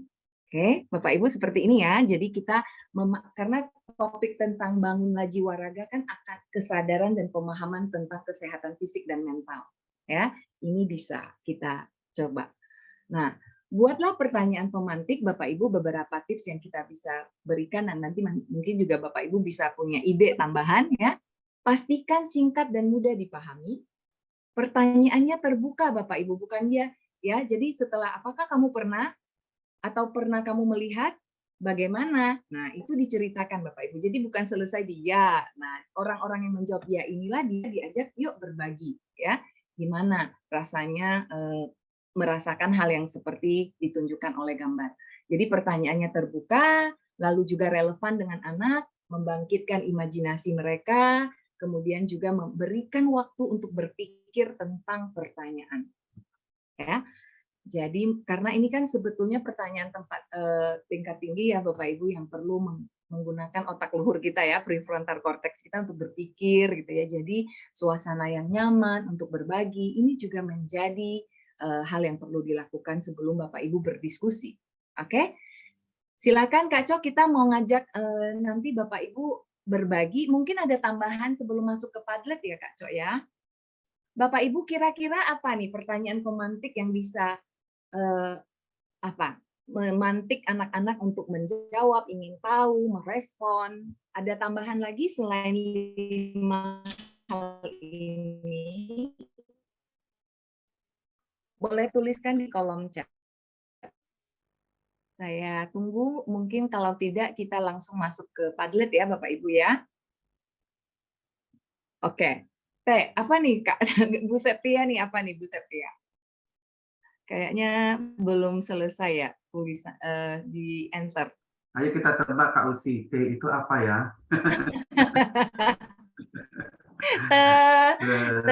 Apa ya? Terima kasih. Oke, Ibu Septia dan yang lainnya, mari kita masuk ke Padlet ya Bapak Ibu ya. Silakan kita berbagi. Nih, coba Kak Cok udah ada nih. Apa bisa menjadi sebuah pemantik untuk anak-anak nantinya ya, menyelesaikan masalah ya berkaitan dengan mengembangkan wirausaha supaya makanan daerahnya lebih terkenal ya Bapak Ibu. Silakan kita berbagi dulu ya.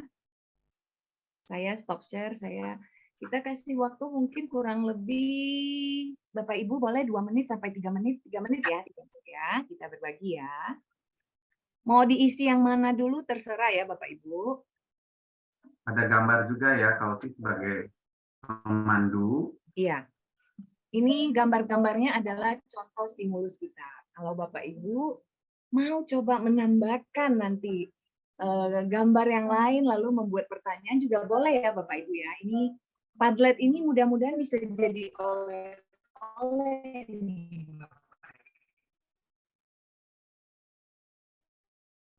nanti Bapak Ibu ingin menilai ini bisa menjadi referensi atau ide. Oke. Yang menjawab takraw mungkin kita lagi diingatkan kita lagi berlatih membuat pertanyaan pemantik Bapak Ibu. Bukan menjawab ya, kita lagi belajar membuat pertanyaan pemantik. Apa yang dilihat oleh 2 anak tersebut? Oke, kita persilakan dulu Bapak Ibu menikmati.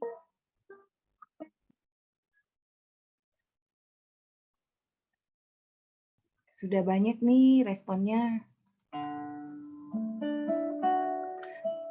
Oke, yang sudah menulis kita bisa lihat-lihat lagi nih Bapak Ibu. Oke, kita mau membahas Pak Cok atau biarkan Bapak Ibu berselancar dulu dengan Padletnya ya. Betul. Dan ini yang Bapak Ibu tadi ke Bu Usi bilang akan jadi bekalnya Bapak Ibu. Jadi bisa dilihat-lihat lagi di Padletnya ya ketika ingin mencari pertanyaan pemantik apa ya untuk tema-tema yang mungkin sudah ada di sini sebagai contoh kan. Tinggal nanti disesuaikan dengan tema apa yang Bapak Ibu sedang miliki. Ini semacam bank pertanyaan pemantik gitu ya, Lucy ya. Iya. Jadi mungkin juga ada pertanyaan lanjutan seperti yang kearifan lokal nih, ya. Pernahkah kalian bermain permainan tradisional? Lalu apakah itu yang kalian mainkan? Lalu ada pertanyaan berikutnya, bagaimana cara bermainnya? Ya. Nah, apakah bagaimana cara membuat permainan tradisional ini lebih menarik misalnya? Lebih banyak dimainkan lagi. Nah, ini kan di dalamnya juga Bapak Ibu melihat ya, ada semangat untuk menjawab sebuah tantangan, menjawab sebuah masalah. Ya, ada harapan di situ tentang sesuatu yang lebih baik. Contohnya adalah permainan tradisional ini lebih banyak dimainkan, ya.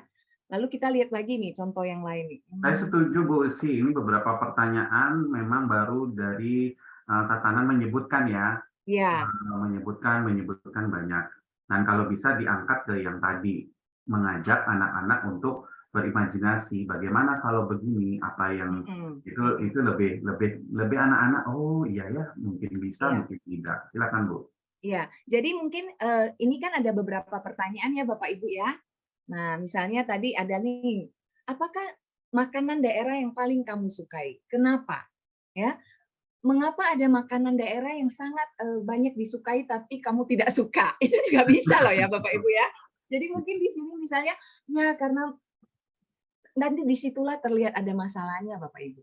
Ya, mungkin biasanya jualnya di pasar-pasar susah dibeli. Oh, berarti nanti mereka ketemu Bapak Ibu makanan tradisional enak itu lebih terjangkau. Nggak harus ke pasar tradisional. Itu juga sekarang ini yang kita lihat ya Pak Cok ya. Banyak sekali makanan tradisional yang dikemas dengan sangat rapi, bersih gitu ya. Mudah didapat, tidak harus ke pasar yang tradisional gitu. Nah, disitulah Bapak Ibu, ketika kita mulai memantik ada tantangan yang ingin dijawab, ya. Nih, Bu Usi, ini ada salah satu. Pernahkah kamu membeli makanan tradisional khas daerahmu? Maka jawabannya nanti pernah dan tidak. Jadi kalau Bapak Ibu bertanya seperti itu, kesulitan nanti dalam proses pengembangan lebih lanjutnya.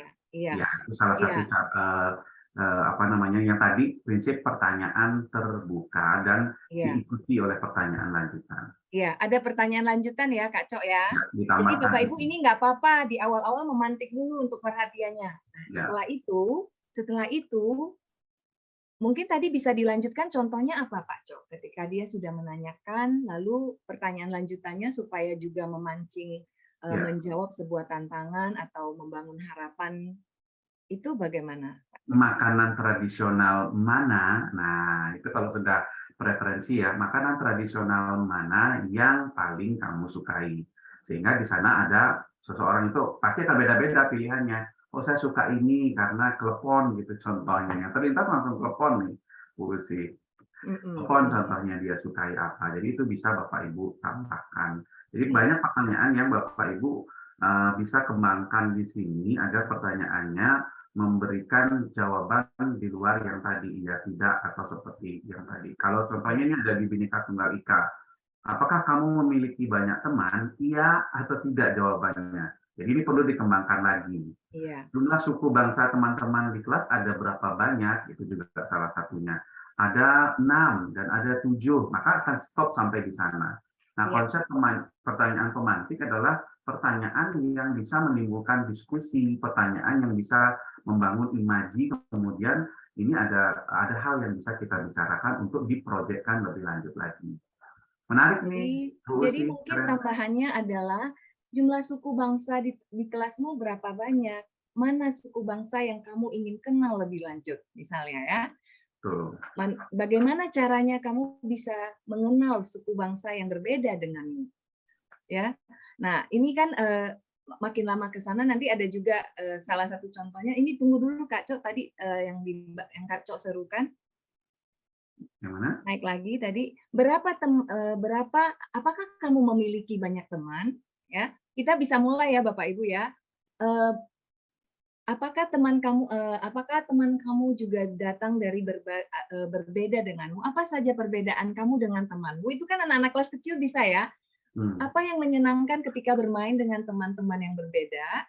Apa yang kurang menyenangkan saat ada perbedaan di antara kalian? Bagaimana caranya kalian mengatasi ya perbedaan itu? Misalnya ketika main terus mainnya beda-beda maunya ya Bapak Ibu ya. Bisa saja seperti itu. Jadi Bhinneka Tunggal Ika tidak langsung selalu tentang suku, agama, ras, tetapi di kelas-kelas dini bisa bagaimana mereka berdialog dengan perbedaan. Bagaimana mereka sehingga ketika di kelas kecil bisa saja bagaimana kamu mengatasi perbedaan saat bermain gitu ya anak-anak dengan keinginan bermain yang berbeda-beda. Jadi demikian ini Bapak bagus, Ibu. Bu Usi, dari seluruh budaya Indonesia yang kamu kenal, budaya apa yang paling kamu kagumi? Nah, ini asik nih pertanyaannya. Nanti kita akan, yang mana ya? Yang ini pasti akan menjelaskan, pasti akan berdiskusi seperti itu. Langkah lanjutnya kan bisa nanti yang mana yang bisa kita kembangkan. Sehingga ini juga dikagumi oleh teman-temanmu. Apakah budaya ini juga dikenal teman-temanmu? Bagaimana caranya kamu itu langsung jadi proyek kenal dengan budaya itu? Dari pertanyaan pemantik bisa bisa bikin, jadi proyek. Iya. Ini bisa bagaimana mengenalkan keragaman kepada murid-murid ya Bapak Ibu ya. Mereka sedang ngapain ya? Oke, lanjutannya apa nih kira-kira? Mereka bermain. Apa yang membuat mereka bersemangat bermain gitu ya? Bagaimana apa yang membuat mereka bersemangat bermain? Bagaimana caranya kita membuat permainan tradisional lebih banyak juga seru untuk dimainkan oleh kita gitu. Itu kan sebetulnya juga mereka seru bermain tapi kok anak-anak kita belum tahu ya mainan ini ya. Bisa saja kemudian mereka proyeknya adalah bagaimana mengembangkan supaya permainan tradisional ini lebih banyak dikenal oleh anak-anak sekarang misalnya. Oke, Bapak Ibu, bagaimana seharusnya sikap kita dalam menyampaikan pendapat? Ini suara demokrasi. Menurut pendapatmu apa yang sedang mereka lakukan? Oke, lalu mungkin kita akan bisa bertanya, apakah semua orang bisa, apa yang terjadi jika semua orang ingin memberikan pendapat dalam waktu yang bersamaan? Apa yang perlu diperhatikan saat kita ingin bermusyawarah, bermufakat? Apa yang ya ini kan sebenarnya kemudian mereka akan merumuskan bagaimana sih proses ya supaya musyawarah mufakat, demokrasi ini berjalan dengan selaras ya Bapak Ibu ya. Mungkin salah satu tipsnya kita menghilangkan kah di belakang pertanyaan, Bu Usi. Iya, iya. Nah, kalau umpamanya ditanyakan apakah, itu biasanya cenderung akan memasukkan ya tidak munculnya. Iya. Sebenarnya kalau itu pertanyaan awal tidak apa-apa Kak Co. Ya, Iya, karena iya. kita Untuk ingin dikembangkan lagi, mereka betul ya? connect dulu. Iya. Apakah kalian pernah melihat orang ini seperti ini? Pernah. Kira-kira apa sih yang dipikirkan oleh orang ini? Kan nggak apa-apa. Jadi nggak selesai. Oh sudah, gitu kan? Ya, jadi tidak apa-apa kalau kita pastikan pertanyaan tertutup itu dilanjutkan dengan pertanyaan terbuka. Ini banyak sekali Bu Usi. Oke, ini untuk SMA ya, karena kelas-kelas atas memang SD, SM, Suara Demokrasi ini semakin atas semakin bervariasi, termasuk dalam penggunaan sosial media gitu ya. Ini topik Suara Demokrasi ini semakin seru untuk dikulik ya Bapak Ibu. Pernahkah kamu melihat ayah ibu mengikuti pemilu? Apakah jari kelingking ayah bunda berwarna? Kira-kira apa yang dilakukan ayah bunda di dalam balik suara? Nah, ya ini adalah pemantik di awal ya. Apakah setiap orang perlu memberikan suaranya? Itu bisa lanjutannya loh Bapak Ibu. Ya, kita lalu bicara tentang demokrasi adalah keterlibatan rakyatnya. Jadi bisa saja lanjutannya adalah apakah semua orang harus memilih presiden? Wah, itu luar biasa ya Bapak Ibu ya.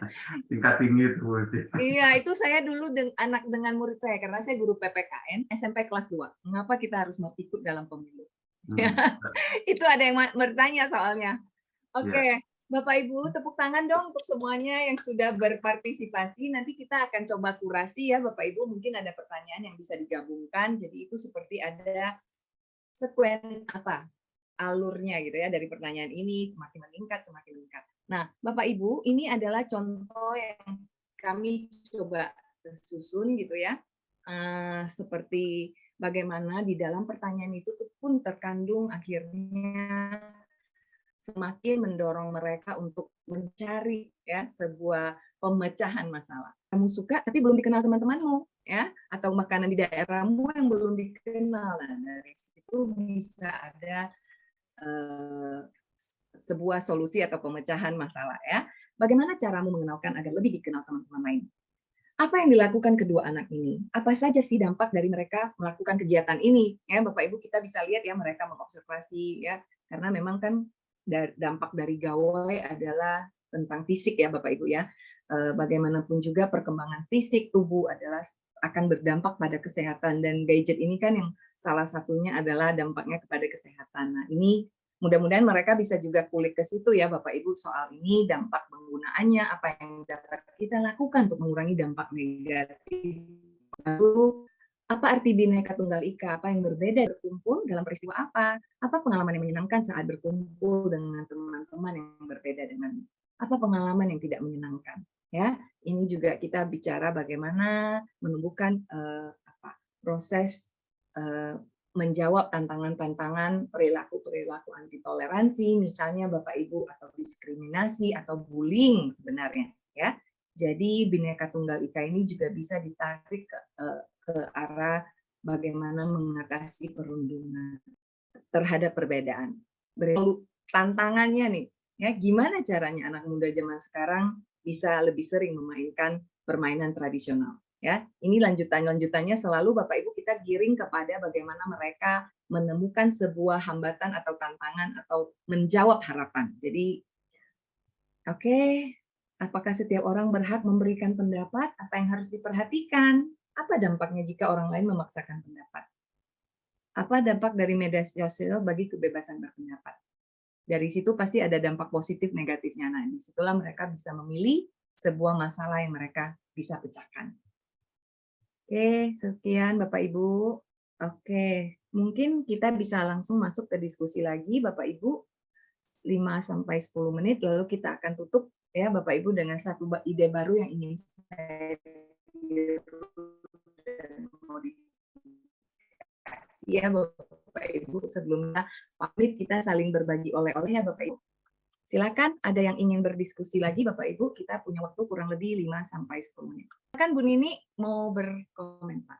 Ya, baik. Terima kasih. Selamat sore semuanya, Bapak Ibu.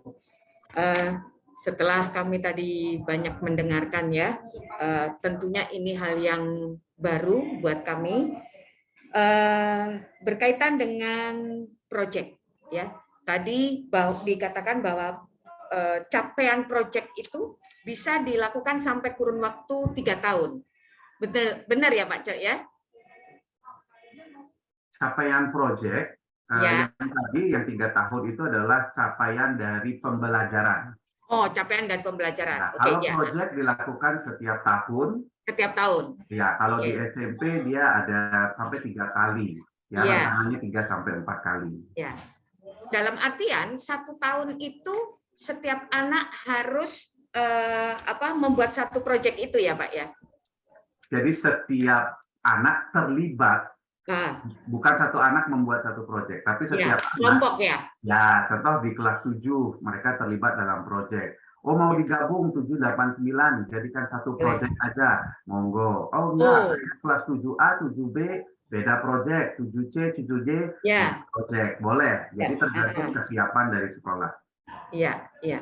Nah, kemudian tadi juga disampaikan pertanyaan pemantik bisa menjadi proyek. Begitu ya, Pak? Ya, betul. Jadi pertanyaan pemantik ini bisa menjadi ide untuk kemudian proyek apa yang akan kita kembangkan.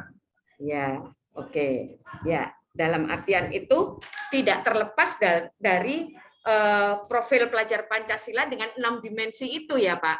Betul, betul sekali, Ibu. Jadi dari sana ketika kita, oh ini menarik, seperti tadi, sampah ini kemana larinya?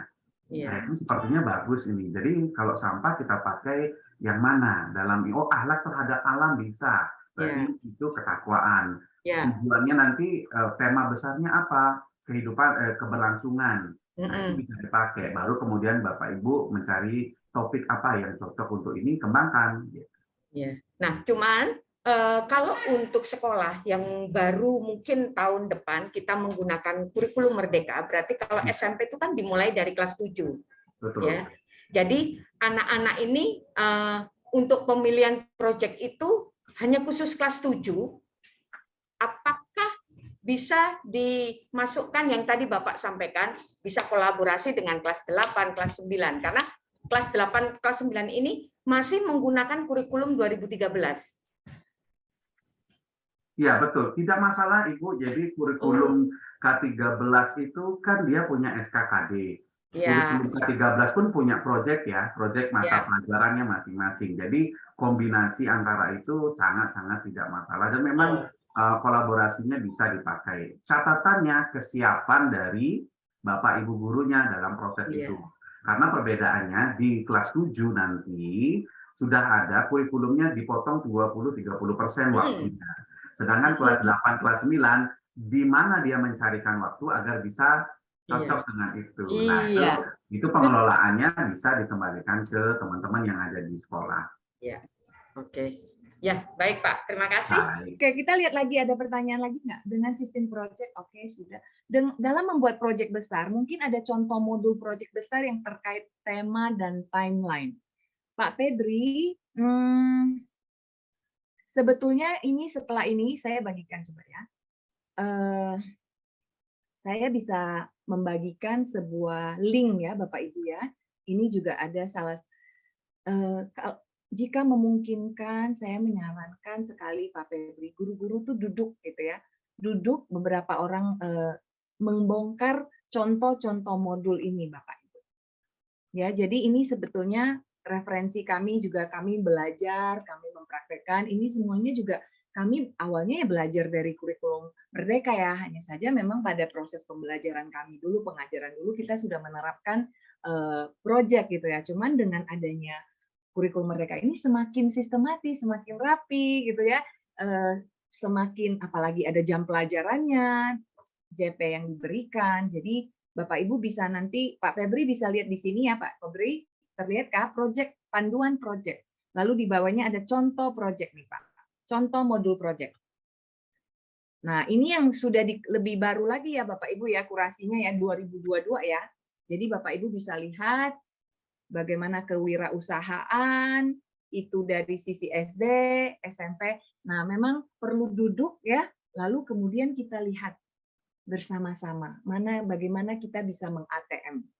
Ini contoh, saya mungkin ambil level SMP ya Bapak Ibu ya. Mari kita ambil level SMP, suara demokrasi. Nah, seperti ini. Jadi dicerna bagaimana tahap-tahapnya. Ini berapa JP nih? Kita bisa lihat ini ada 40 JP, Pak. Ini lebih ringkas lagi. Kalau kita ini 102, Pak. Karena di level atas kan memang mereka 4 sampai 5 topik ya, Pak Cok ya. Silakan tambahan lagi. Terima kasih. Ya, satu hal nih dari Pak Maruka. Oh ya. Selamat siang. Saya mau bertanya apakah dengan pembuatan proyek ini tidak ada lagi dibutuhkan alat ukur seperti ulangan harian, penilaian akhir untuk mengetahui kemampuan siswa. Nah, Bapak Ibu, kalau kita lihat, kembali diingatkan bahwa ketika berbicara proyek, Bapak Ibu tidak lagi memikirkan mata pelajaran. Jadi ulangan harian untuk raport itu diselesaikan di mata pelajarannya.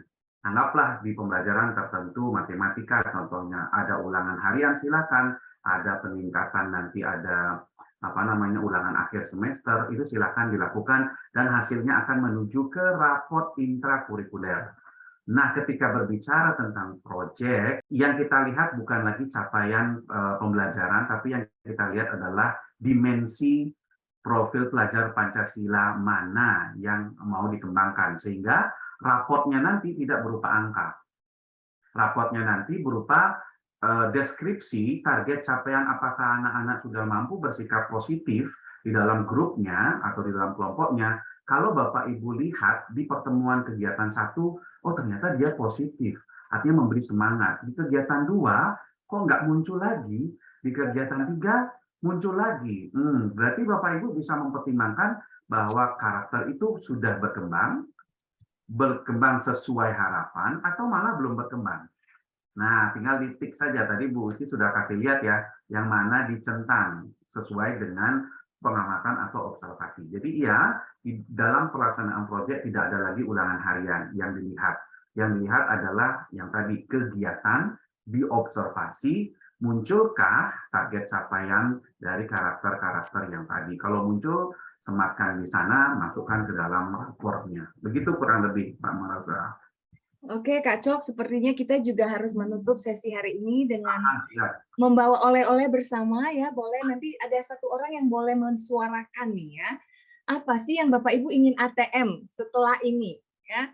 Bolehkah Bapak Ibu kita luangkan waktu mungkin 3 menit gitu ya. Nanti lalu ada yang ingin berbicara satu orang bagaimana meng-ATM apa yang dibahas hari ini. Saling menguatkan sebelum kita tutup. Silakan Bapak Ibu. Apakah raport P5 menjadi salah satu penilaian untuk naik kelas? Pak Agustinus baru ya, soal naik kelas tadi sudah Kak Cok sampaikan ya, bahwa fase ini 2 tahun ya Pak Agustinus. Jadi tentang naik kelas atau tidak ini kan ada banyak hal, dan kalau kita lihat bagaimana anak-anak diajak untuk berkembang dari tahap ke tahap gitu ya, mungkin awalnya belum berkembang, sudah berkembang sesuai harapan. Itu kita ingin menguatkan kemandirian belajar juga sesungguhnya. Indikatornya menjadi jelas, kenapa sih dia dinilainya belum berkembang, baru mulai berkembang misalnya, atau belum berkembang. Nah, terkait dengan naik kelas, mungkin Pak Cok nanti bisa tambahkan ya Kak Cok ya. Saat ini dengan fase 2 fase itu, harapannya di fase tahun pertama ya, kita sebagai guru menyiapkan bagaimana anak-anak ya tertarik belajar dengan menyenangkan, dengan keterlibatan mereka. Harapannya Pak, mungkin berjalannya pelan, tetapi seiring dengan 2 tahun pembelajaran ya, anak-anak ini tidak akan sampai akhirnya betul-betul tidak maju-maju dalam proses belajarnya. Kita ingin menemani anak-anak untuk bisa terlibat sehingga hasil pembelajaran pun akan lebih meningkat. Bagaimana tentang keputusan tidak naik kelas? Silakan Kak Cok bisa jelaskan. Dengan setting kurikulum Merdeka yang baru pakai fase ya Bapak Ibu. Bapak Ibu nanti akan ingat seperti waktu kita olahraga lari estafet. Iya, jadi lari estafet fasenya sekarang ada kelas 1 dan kelas 2 jadi satu fase. Ketika anak kelas 1 naik ke kelas 2, kita akan lihat capaian pembelajarannya. Karena capaian pembelajaran ada di akhir fase kelas 2, jadi kita tidak perlu lagi khawatir untuk ini anak kita naikkan ke kelas 2 atau tidak.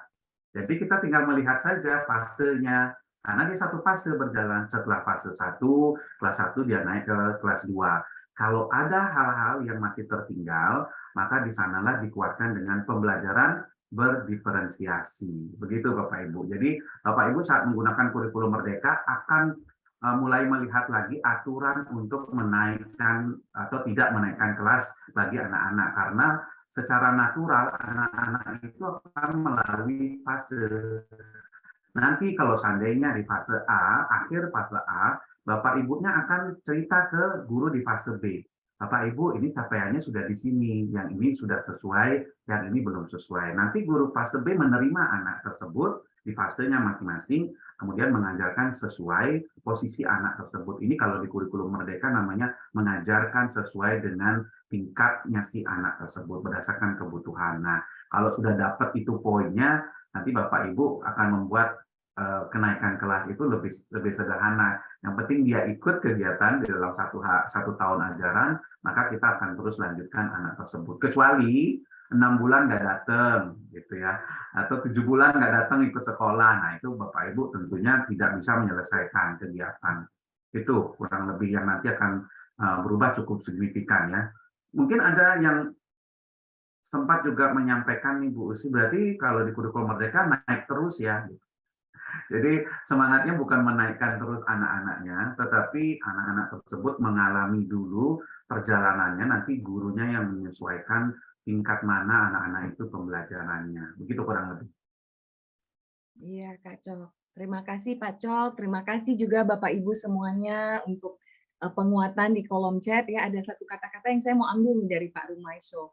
Kurikulum Merdeka dapat mengembangkan dan melihat sisi lain dari kemampuan yang dimiliki siswa-siswi, tidak hanya terfokus pada kemampuan spiritual, sosial, kognitif, dan psikomotorik, namun juga membuka jalan bagi siswa untuk berinovasi nyata dan tuntas dengan mengerjakan proyek. Bapak Ibu semuanya, ya harapan kita anak-anak kita bukan lagi datang ke sekolah karena dengan dasar ketakutan gagal. Ada ruang-ruang bagi mereka, kita tahu ada anak-anak yang mungkin tidak terlalu terampil dalam bidang motorik atau sosial, tetapi ketika bidang kognitif mereka sangat baik. Tapi ada anak yang mungkin secara kognitif mereka belum lebih berkembang kemampuan psikomotoriknya. Harapannya dengan pendekatan Bapak Ibu melakukan proyek pembelajaran yang selaras dengan dasar-dasar perkembangan anak ya, karena sebetulnya yang kita bisa lihat apa sih Bapak Ibu? Semangat kolaborasi. Itu kan ramah otak Bapak Ibu. Otak kita tuh secara alami lebih suka kerja bareng ya. Lalu apa? Bergerak, tidak duduk di kelas tapi kemudian bergerak. Itu juga selaras dengan pembelajaran ramah otak. Apalagi kemudian membuat pilihan melakukan kebaikan Bapak Ibu. Mereka menjadi pemecah masalah. Disitulah dengan proyek penguatan profil pelajar Pancasila yang selaras dengan pembelajaran yang ramah otak, menghasilkan hormon bahagia, gembira.